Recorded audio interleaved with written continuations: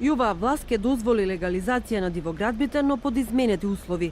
Наместо по €1 за квадрат, граѓаните кои ќе сакаат да ги легализираат дивоградбите ќе треба да ги платат сите комунали во општината и плюс казнени поени кои најверојатно ќе бидат дополнителни 50% од давачките за градба. Градоначалниците на управниот одбор на ЗЕЛС не го прифатија предложениот закон кој предвидуваше да се легализира се што е дивоградба изградена до 31 декември 2018 година.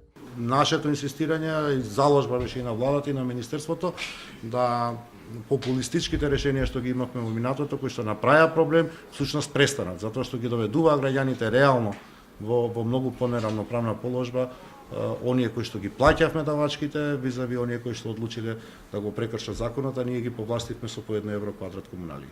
Сега работна група од градоначалниците заедно со Министерството за транспорт и врски ќе работат на решение за легализација, кое најверојатно ќе биде дефинирано најдоцна до крајот на годината. Градоначалниците тврдат дека нема општина каде нема дивоградби. Според статистиката во земјата има околу 70.000 диви градби. Но што ќе се случи со оние дивоградби кои се тужени и за кои судот донел одлука дека ги нарушува соседските или другите права?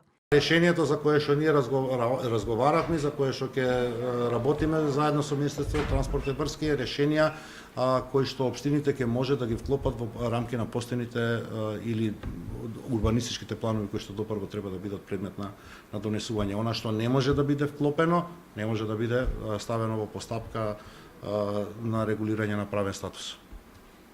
Што би се рекло, ќе мора да се руши. Со претходниот закон беа поднесени над 430.000 барања, а се легализираа над 200.000 дивоградби по €1 за квадрат.